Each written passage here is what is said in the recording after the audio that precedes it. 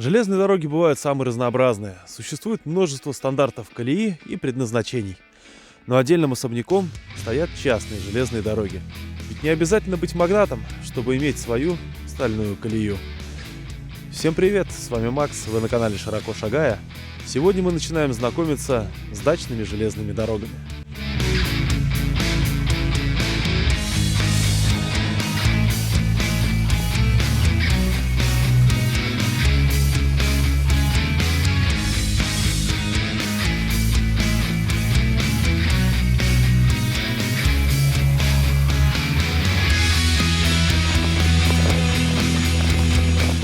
На Западе явление Гарtenbahn распространено достаточно давно.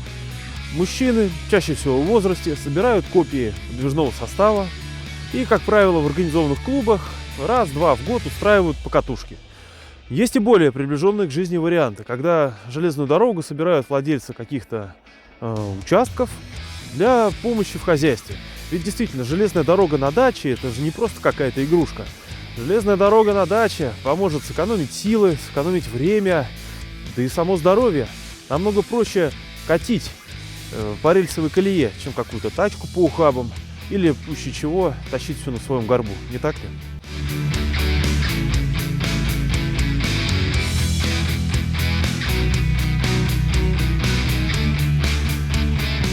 У нас же это все не так распространено, но год от года адептов дачных железных дорог становится все больше. По мере возможности буду стараться о них рассказывать, показывать их дороги и технические решения, которые они применяли. А начнем мы с вами сегодня на станции Дачная. Узкоколейная железная дорога расположена в поселке Борщево Московской области. И эта дорога является старейшей во всем Дачжелдоре.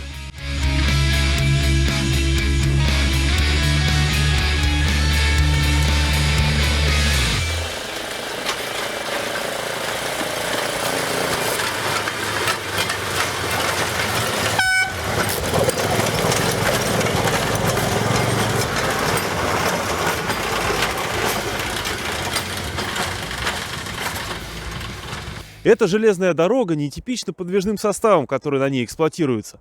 Дело в том, что колея составляет 750 мм, что позволяет использовать практически промышленные подвижные единицы.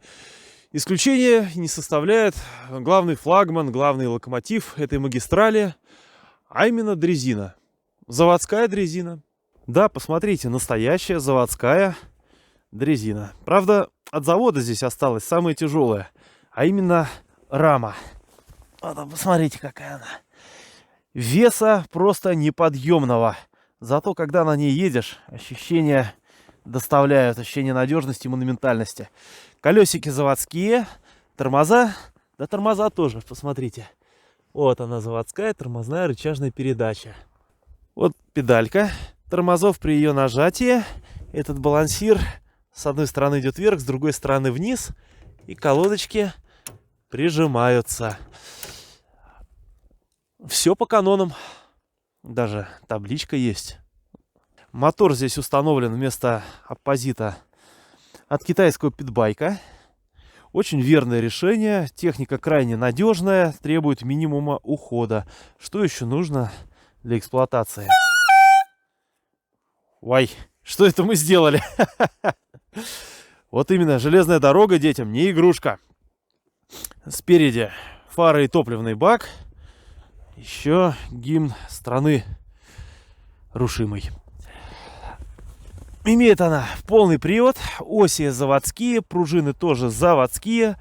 Цепи заводские. Размер не подскажу, но он с палец. Сзади сделана двусторонняя посадочная лавка, что удобно для пассажиров. А спереди локомотивная бригада едет и смотрит прямо вперед. Рукоятка газа здесь максимально аутентичная и офигенная. Это контроллер, ребята. Да-да-да, фиксированный. С фиксированными позициями контроллер. Работает точно так же, как рукоятка газа. Натягивая тросик. Панель управления, ну да, в принципе, максимально проста. Что там, фара, зажигание, запуск. Дуделка механическая. Все максимально просто и комфортно. Да, кстати, здесь же сохранены передач, вот это ручной кик. А вот и рукоятка переключения передач. Собственно, о чем я и говорил. Вот эта цепь идет от двигателя. Она приходит на промвал, который раздает момент по колесным парам. Как бы вам это показать, ребята? Ну вот как-то так это все и выглядит. Красота, техноген.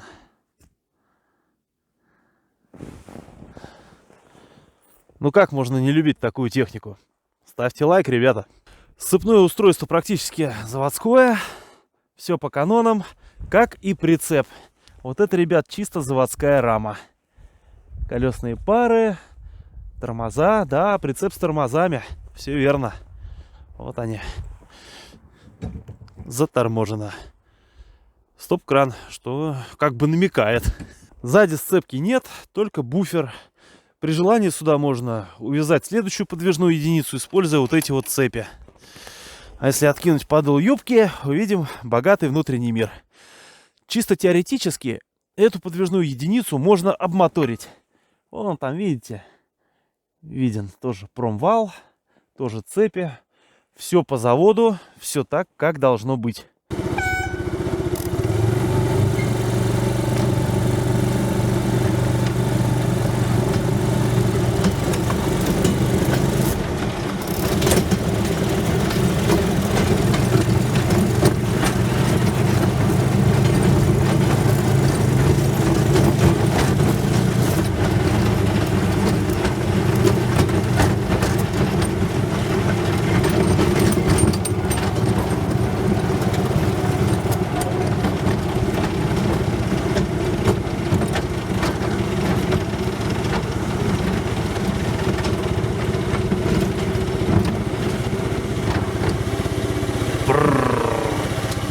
Наверное, эту узкоколейку можно назвать старейшей железной дорогой на дачном участке, потому что история этой железной дороги ведет свое начало с конца 70-х годов. Данная моторная дрезина, на которой я сейчас сижу, раньше принадлежала моему деду. Он ездил на ней на охоту.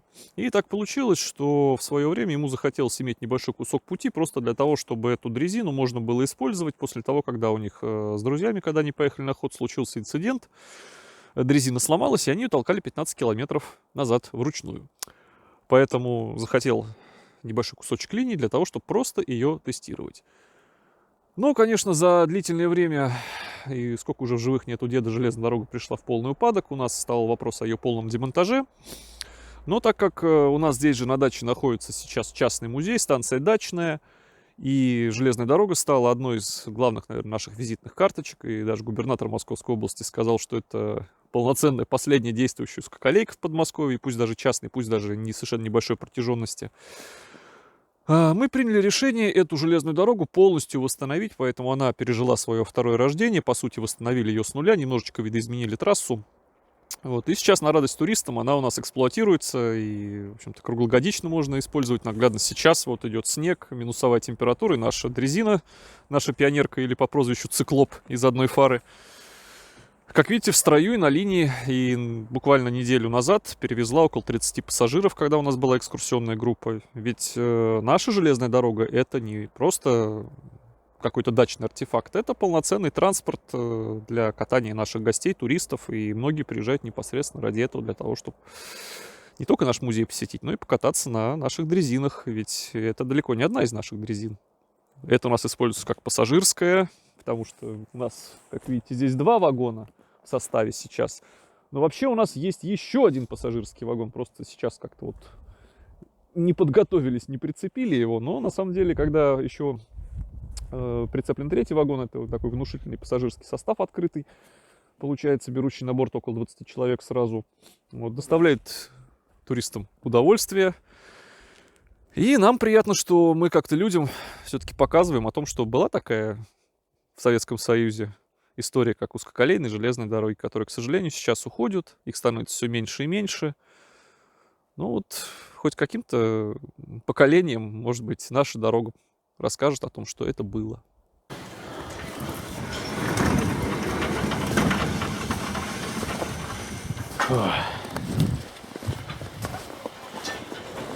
Перед тем, как затащить все это в депо, Необходимо очистить от снега, чтобы он не таял и не портил подвижной состав.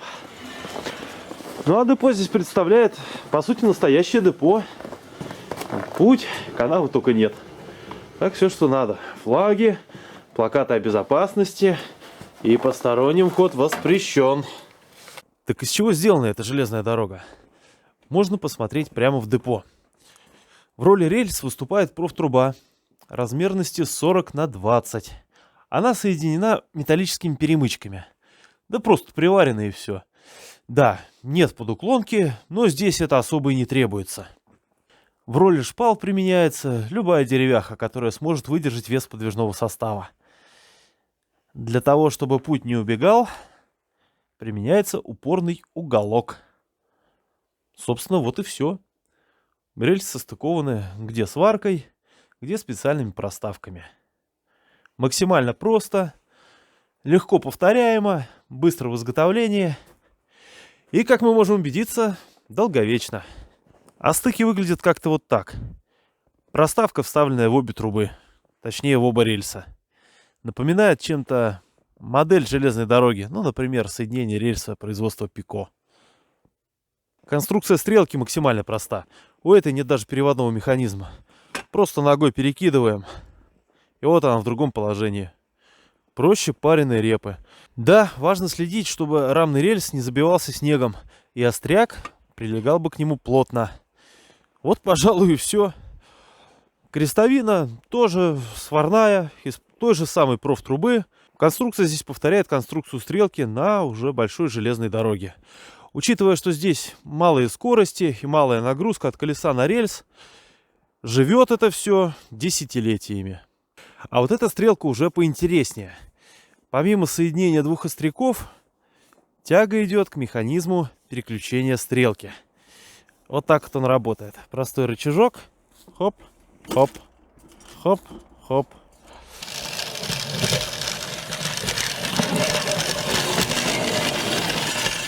Очень здорово, что здесь задействован стрелочный указатель, который соответствует инструкции по сигнализации. Стрелка у нас стоит в направлении на бок. И что мы видим? Желтый сигнал. Переводим ее прямо. И, пожалуйста, молочно-белый. Все как положено.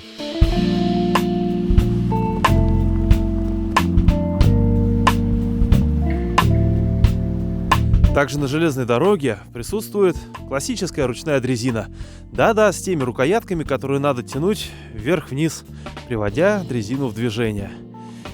Вот через эту наклонную тягу прямо сюда передается вращающий момент, который идет уже на колесную пару. Классика воплоти. Вот так вот это устроено. Вот она поехала. Ну ладно, оставим ее здесь. В конце концов, остается отличный повод приехать сюда лично и прокатиться на ней своей собственной персоной.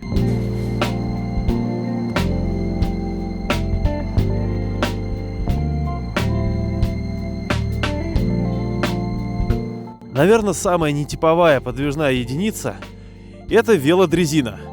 Причем это действительно велосипед, поставленный на рельсовую колею. С ним связана одна интересная история. Как-то летом мы с Сергеем вместе пили чай.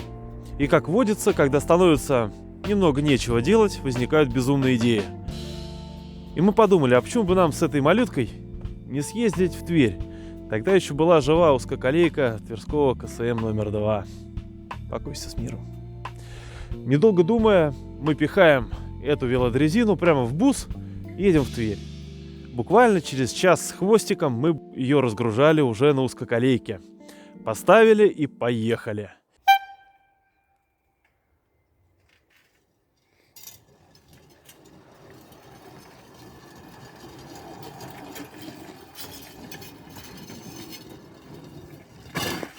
Есть. Это надо было видеть шок автомобилистов, которые нас пропускали на пересечении узкоколейки с шоссе. Велодрезина, на ней два чудака. Один крутит педали, второй стоит сзади. Там как раз есть вот эта вот рама. Было супер.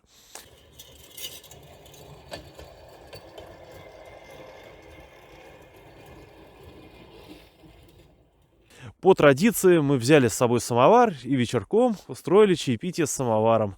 Уже потемно. Красота была неописуемая. Ну и чего таить. Романтика. К сожалению, сейчас этой узкоколейки уже нет, зато свидетельница велодрезина осталась. И на ней также можно прокатиться.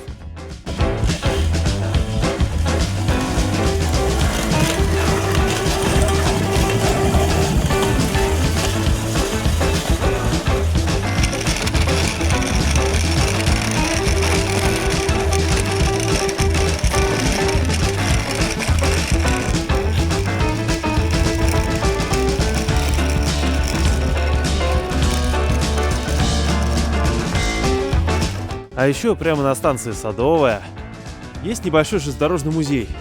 Конечно, очень символично, что Садовая, железнодорожный музей. Сразу вспоминается Санкт-Петербург, там Красно-Садовый 50. Отличный железнодорожный музей.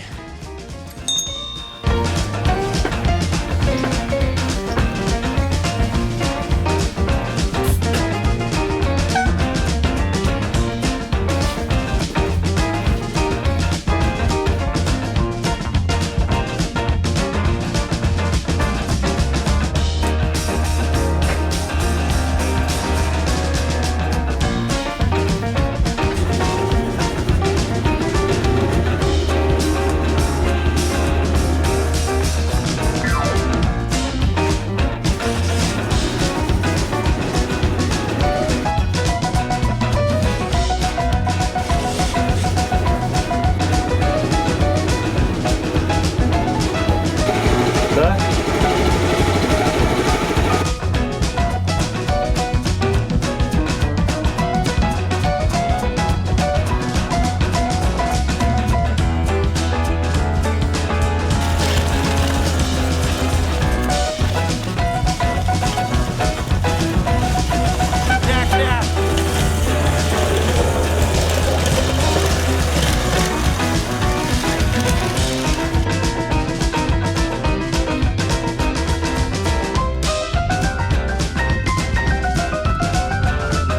Кстати, мне доводилось несколько раз сюда приезжать со своей дрезиной. Здесь и пассажиров покатали, и даже маневры попроизводили.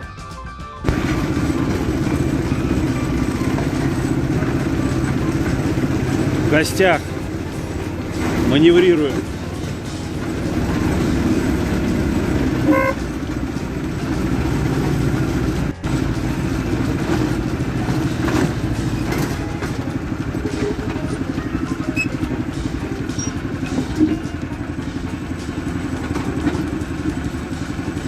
Приехали.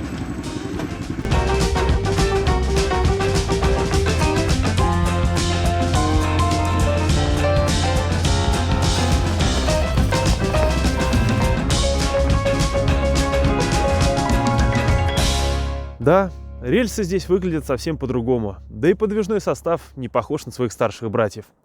Но железная дорога год от года выполняет свою функцию. Возит пассажиров, а иногда и грузы. Сегодня мы с вами посмотрели лишь один из возможных вариантов, из множества возможных вариантов, которые мы посмотрим в следующих сериях. Поэтому не забудь подписаться на канал, чтобы не пропустить. А у меня на этом все. С вами был Макс. Всем пока-пока.